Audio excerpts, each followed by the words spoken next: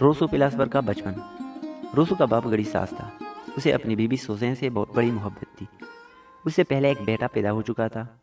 Rousseau دوسرا بیٹا تھا، لیکن ماں روسو کی پیدائش کے دوران ہی زندگی ہار گئی۔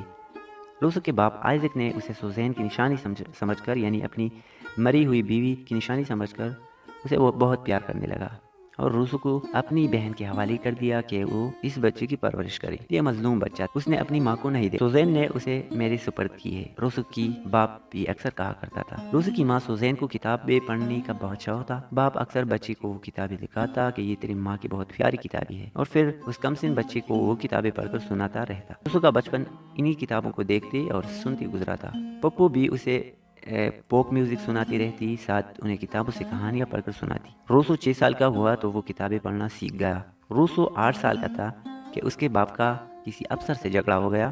نوبت مار کٹائی تک چلی گئی۔ وہ افسر بڑا با اثر تھا۔ آئزک ڈر کے مارے وہ افسر اسے جیل کرا دے گا، گھر اور شہر چھوڑ کر چلا گیا اور پھر کبھی واپس نہ آیا۔ روسو اب بالکل اکیلا رہ گیا تھا۔ پوپی اور چچا نے اسے تعلیم کے لیے پادریوں کے مدرسے میں داخل کرایا۔ وہاں اسے لاطینی زبان سکھائی جانے لگی۔ اساتذہ کو لگا کہ بچہ یعنی روسو کم ذہن ہے، اور اس بات پر بچے کو مارنا بھی شروع کر دیا کہ وہ پڑھائی پر توجہ نہیں دیتا۔ پادریوں کے اس رویے سے روسو کے ذہن میں یہ سوال پختہ ہو گیا کہ علم انسان کو بے رحم اور ناانصاف بنا دیتا ہے، ورنہ یہ پڑھے لکھے پادری اس کے ساتھ یہ سلوک کیوں کرتے؟ وہ تو استادوں کا دل سے احترام کرتا ہے، لیکن وہ اس کے ساتھ بے رحمی سے پیش آتی ہے۔ روسو نے مدرسہ چھوڑ جانے کا فیصلہ کر دیا۔ وہ اس نتیجے پر پہنچ گیا کہ بے انصافی اور بے رحمی زندگی کا ایک چلن ہے، اعلی اقدار محض ایک ڈکوسلہ ہے، اور اس سب کا سبب علم ہے۔ اور پھر پوپی اور چچا نے روسو سے پوچھا کہ تم اب کیا کرنا چاہتے ہو؟ ہمارے خیال سے تم کو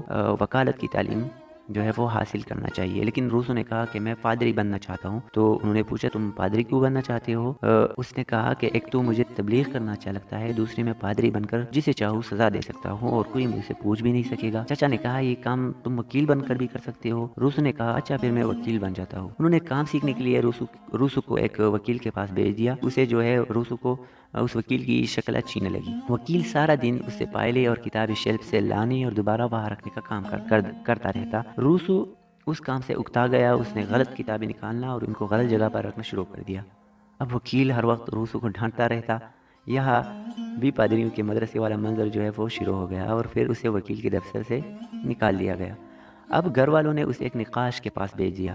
یہاں اس نے ڈرائنگ اور بیل بوٹے کا کام وہ سیکھنا شروع کر دیا۔ اب وہاں جاتی ہی استاد نے کہا کہ چلو میرے پاؤں دباؤ۔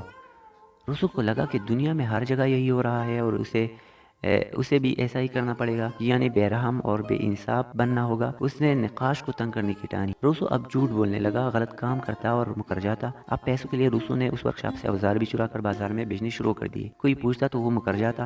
ایک بار اسے دوستوں کے ساتھ رات کو واپس آتے دیر ہو گئی اور شہر کے دروازے بند ہو چکے تھے۔ اس نے سوچا اس شہر میں میرا کیا رکھا ہے، اب دروازے بھی بند ہیں، چلو کہیں اور چلتے ہیں۔ وہ کچھ کلومیٹر دور کسی چھوٹے شہر میں پہنچ گیا۔ وہاں اسے پادریوں کی ایک خانقاہ نظر آئی۔ بھوک لگی ہوئی تھی، اسے خانقاہ کے اندر جانا تھا۔ پادریوں نے پوچھا تم کہاں سے آ رہے ہو؟ اس نے کہا جنیوا سے۔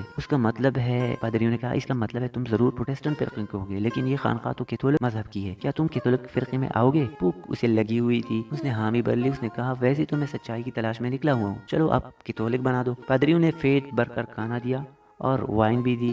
اب پادریوں نے پروٹسٹنٹ فرقے کے خلاف بولنا شروع کر دیا کہ وہ بدعتی فرقہ ہے، اس میں پلاپ بھی کبھی پروٹسٹنٹ تھی اور اب کیتھولک ہو چکی تھی، لیکن وہ خاتون اچھی طبیعت کی تھی، وہ روسو کی طرح کھلی دماغ کی تھی اور مالدار بھی تھی۔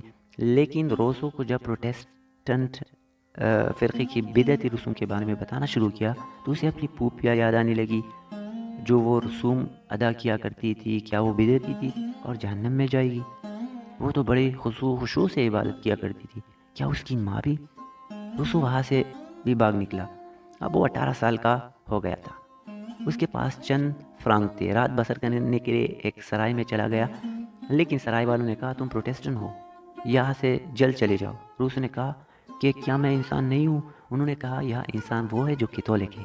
سرائے کے مالک کو اس سے ہمدردی ہو گئی۔ اس نے اسے ایک مالدار بوڑھی خاتون کا ملازم لگوا دیا۔ یہاں اسے نوکری والی وردی بھی دی گئی۔ وہاں اسی عمر کی ایک ملازمہ بھی تھی۔ دونوں میں قربت اور دوستی شروع ہو گئی۔ کچھ عرصہ بعد مادام بیماری سے فوت ہو گئی اور مادام کے ساز و سامان کے لیس تیار ہونی شروع ہو گئی۔ روسو نے وہاں سے ایک چیز کو چرا لیا۔ ملازموں کی تلاشی لی گئی، وہ چیز روسو کے پاس سے برآمد ہوئی۔ جب اسے پوچھا گیا تم نے یہ کہاں سے لیا ہے، تو اس نے اسی اپنی دوست ملازمہ پر جھوٹا الزام لگا دیا کہ اس نے مجھے دیا۔ وہ بیچاری بے قصور تھی۔ روسو حالانکہ اس سے محبت